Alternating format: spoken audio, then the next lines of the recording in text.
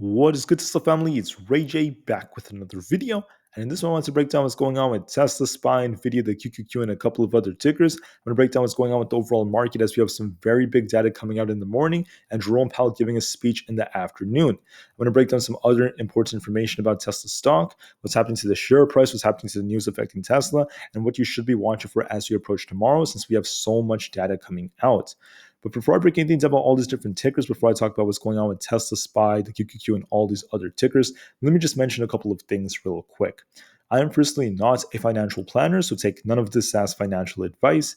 And also, if you guys can, please check out the Webull link, which is down below and in the description. If you sign up for Webull, the link down below, and deposit any amount of money into the account, you are guaranteed up to 12 free stocks. The offer ends very soon, it ends in just about 4 hours, so check it out before they run out. Anyways, let's break down what's going on with Tesla and the markets. Tesla is currently down about 1.48%. In my morning videos, I warned you all that Tesla had a drop coming, and this was back here when Tesla was in the 240 area. As a result, Tesla dropped all the way down to 235, and that's very close to what my prediction was. However, later on during the day, Tesla got a bounce off this level, so I was talking about 235 to be watched if he broke below 238, and that's very close to where we bounced off 234.5.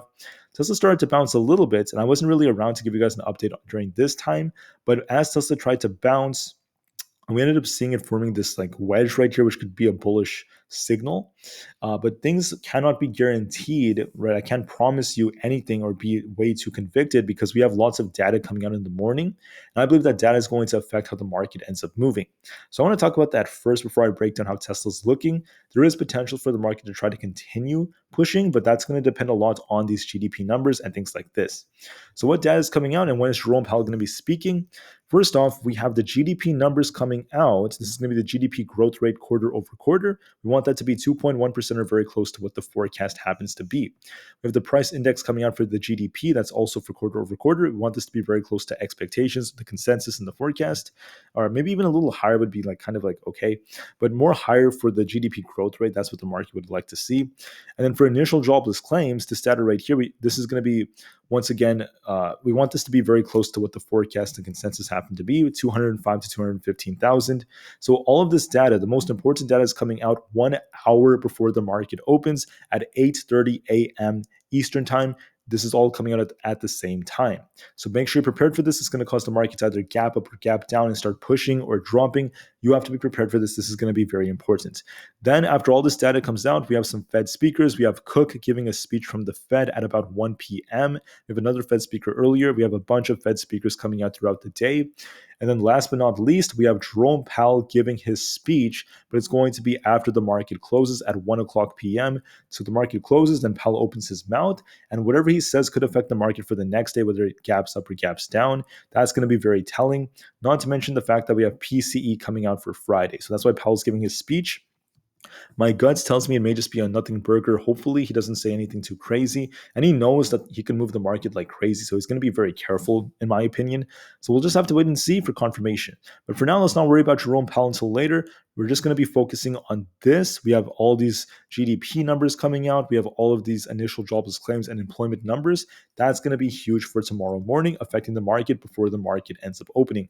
So watch this 1 hour before open. Now, looking at some more data, the market is driven by extreme fear right now. And when we hit these extreme levels, the market does have a tendency of trying to like bottom. That's what typically happens. Not always though. So I'm just going to be very open-minded nonetheless. So am I saying the market is bottom? Not necessarily. No guarantees just yet. The market could always drop more. Even if we are at extreme levels, right? It could still drop more if we have more negative data. But this could be a signal that the market could be seeing a temporary bounce before it more downside in the future. Not a guarantee either. That depends on the numbers, but it's just something worth noting based off historical data. Now, fear is still driving the market in terms of momentum. We're still extremely fearful in almost every other indicator, even on the put and call option ratio. However, the market volatility is starting to decline a little bit. We're not at extreme fear, but just fear right now. We're going to be watching to see how this ends up continuing. Now, to add on to even more interesting data, we have this for Tesla. The news has come out that Deutsche Bank is issuing a warning as Tesla deliveries are looming, and Wall Street is not expecting them to be breaking a new record. So even Deutsche Bank is joining in on all of this, all these concerns. They're saying that Tesla may end up missing, Tesla may not do as well. And they're saying that the record was 466,000. Tesla may not meet that record. The consensus is about 462,000 instead, down from previous records.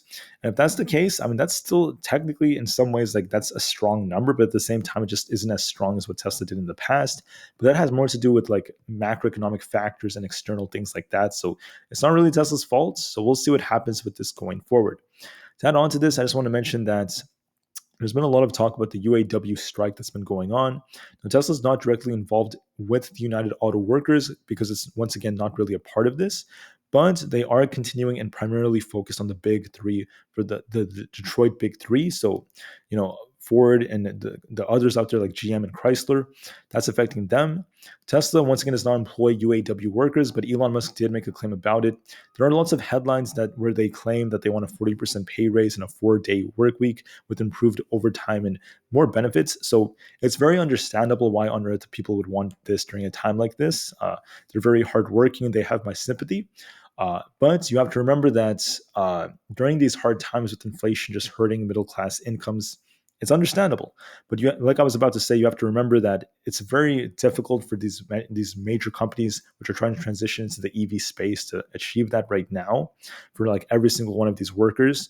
I wish it was possible. I wish it was probable, but it would be very difficult. That's the honest truth. And Elon Musk ended up saying that, this right here would lead these companies into the bankruptcy lane very fast, especially as they're trying to transition into like major changes to the EV space. So it's very unfortunate, but I do want like better conditions for the workers. That's understandable. I hope some of their demands can be met at least. I would love to like at least hear from them. But if they end up raising pays way too much, like 40% or even 30%, if they give way too many crazy high changes like this, too many benefits, this could incentivize these companies to start producing and outsourcing to other countries like Mexico, right? That's the honest truth. It would end up hurting a lot of jobs and a lot of manufacturing in America if they were to make such crazy big changes in such a short period of time. It is something worth noting. So this is like a very there are different ways to look at this. So I do want the best for these employees. I really understand the pain they're going through. But at the same time, you have to be realistic and pragmatic and know what would be like the unknown costs of decisions like this. So that was just one example. Anyways, going back to Tesla, okay? Because I just wanted to call that out because of Elon Musk. He was making a lot of claims about it. But going back, we have some good news. As we're approaching the end of the quarter, we saw a lot of sales and price cuts for Tesla's models, and the inventories are dropping like crazy. That is once again a good sign as we're starting to see more sales for Tesla. Deutsche Bank gave Tesla a buy rating yesterday. Despite the fact that they said that Tesla may end up missing on deliveries, they're still optimistic for the long term. The price price ratio is flat as Tesla is still very flat right now compared to the market. And then on a seasonality basis, we tend to be green about 47% of the time. And there's not much else going on. We saw some short covering going on yesterday, but nothing else is insane. And I'm sorry, that was for Monday, not yesterday. And that's pretty much it. The volume was good, 136 million. We were dropping pretty hard in the beginning, but then Tesla got a nice bounce. So this could be a good sign. If we maintain some high volume, we could see more volatility on Tesla. But anyways, I want to talk now more about the chart. How are things looking? Here's my honest take, guys. If we're bullish, we want to see Tesla break 242.8. If we do so, 246, then 250 are all possibilities. If we're bearish, you want to see Tesla break below 238. If that happens, 235, then 232.5 are all possibilities, right? If we're more bearish. So there's a bullish and bearish case. What is more probable? Looking at the chart, we currently have this bullish divergence on the 30 minutes. There's also a bigger one on the 4-hour chart. It looks like Tesla's forming this bullish divergence and getting ready for a bounce. But no guarantees until we see the GDP numbers and all those other factors, so I can't really promise anything. Both of the bullish and bearish cases are possible depending on the data. My gut is telling me, and I could be wrong when I say this, guys, I can't really predict the market perfectly, but what I will tell you is that there's a good chance seeing this bounce that Tesla tries to get back to at least 246. There's a good chance of that potentially happening thanks to the numbers, but not a guarantee until we truly know what the numbers are causing for the market. So watch it all very carefully and see how this plays out. Tesla also has a potential bullish wedge developing that could lead to like a push towards 246 plus, if not 250 tomorrow. But like I said before, I just can't say this with high certainty. I can't promise anything. It all depends on the data for tomorrow. For SPY, same thing. We have potential bullish wedge. We've got a nice bullish divergence on the 4-hour chart and the 30 minutes time frames. This looks a little bit more bullish than bearish. If we're bullish, you want to see it get above this resistance right here at about 428. If we break 428, I can see it pushing for 430 plus. If we're bearish, you want to see it break below 424. If it breaks all the way below that, it's going to be sinking even lower. So those are the bullish and bearish cases. I am leaning a bit more bullish because of this bullish divergence. We have a potential double. This is like almost a triple bullish divergence, and the market is starting to show some life. As long as we establish a higher low and higher high, this thing could start uptrending slowly towards 430. But no guarantees. It all depends on the data. So look at that very much with high certainty first before we do anything. All right. So I can't promise it. I'm just saying that I'm leaning a little bit more in that direction on the bull side. But just to be safe, we have to look at the data to see how that affects us. For the IWM, same thing, right? We have a potential bullish divergence here. This thing is starting to show some life. If we break above this 20 EMA, it is possible this thing tries to fill this gap towards almost 178. So it looks a little bit more bullish, but no guarantees. If we're bearish, it has to break below 175. I'm leaning a bit more bullish, but we have to see the data to be safe. For Aapl, not looking that strong. It's kind of in the middle right now. If we're bearish, you want to see it break and hold below 170 to hit the 169 to 168 area. If you're bullish, you want to see it break above 171. If it does so, 172 is a real possibility. Now, right now, the 4-hour is still kind of flat. The 30-minute time frame, however, has some potential with this wedge developing and a bullish divergence. I'm leaning a little bit more bullish. I think it could try to get above 171, but just to be safe, we have to watch if it can break above the 20 EMA and look at the data. The QQQ is also looking a little bit more promising. So we did get this big drop that I was talking about on the markets, and now we have this bullish divergence forming. With the bullish divergence, the QQQ looks like this could be a very nice accumulation right here, and it could start pushing towards this 358 area. If you're bullish, you want to break 356 to push to 358 to 360. If you're bearish, you want to see it break below 354. Now, either one of those are possible, but I'm leaning a little bit more in favor of the bulls because of this divergence and also because of some big data. So with all that coming out, we'll see what the data causes. The data is going to give us more certainty, but as of right now, it's looking a little bit more in favor of the bulls. Nvda was looking very weak at first, but it ended up getting a very nice bounce, and it managed to close green, which is very impressive. So on the 4-hour chart, we have a potential cup and handle forming on Nvda. If we're bearish, watch 420. If that breaks, we could turn bearish. If we're bullish, watch it break above basically 428. If that breaks, we could see 433 plus. I'm leaning a little bit more bullish because it's making higher highs and higher lows, and now it's trying to break out. So it managed to achieve a bounce today, and it's maintaining a bullish trend on the 4-hour. I think 430 could be tested. We may even break that. So I'm leaning a bit more bullish on Nvidia. But just to be safe, I can't say that with high certainty. It depends on all the information coming out tomorrow. AMD, same thing. Potential inverse head and shoulders. If we break out, we could see 99.5 plus. If we're bearish, watch 97 for a break to the downside. I'm leaning a little bit more bullish on this chart. It looks like a nice accumulation could be forming. It depends on the data, of course, but I'm leaning a little bit more in favor of the bulls looking at the setup. The VIX also came down after forming a triple bearish divergence. We also formed a bearish divergence on the 30 minutes time frame, and the VIX is starting to look like it may decline a little bit. The 30 minutes is starting to look more bearish for it. So it all depends on the 50 EMA. If the VIX, if it breaks below 18, the VIX could come down to fill the gap down towards this unfilled area, so this like 17 area. If that happens, that would be because of the market potentially bouncing. If the VIX bounces off of this and starts pushing up again, that would be a bearish signal for the markets. The market would be slowing down as a result of that. So I'm in the middle on the VIX. I'm leaning a little bit more bearish on it because the market could bounce. We're going to be watching this 50 EMA if it breaks below 18. That's going to be a key level. For the dollar, it's very important to be looking at this bearish divergence. We could be forming kind of like a strange looking head and shoulders. The dollar is also starting to decline a bit. It made a lower high right here. If it continues to break below 106.61, we could see 106.4. If the dollar starts sinking, that's going to be bullish for the markets. It's starting to look a little bit more bearish, at least on the smaller time frames, but it's still holding up on the 4 hours. So we have to watch and see if the dollar does reverse here. That's going to be big for tomorrow. For Coinbase, if we're bullish, you want to see it break above 73.5. If it does so, 75 is a possibility. If you're bearish, you want to see it break below this 70 support. If it does so, then 68 is a real possibility as well. Google's looking more bullish. We got a nice break today. It looks like it's going to be testing 132.5. If that breaks, 133.3 is a possibility. Looks a little bit more bullish and could be forming like an inverse head and shoulders. I'm leaning a bit more bullish on Google.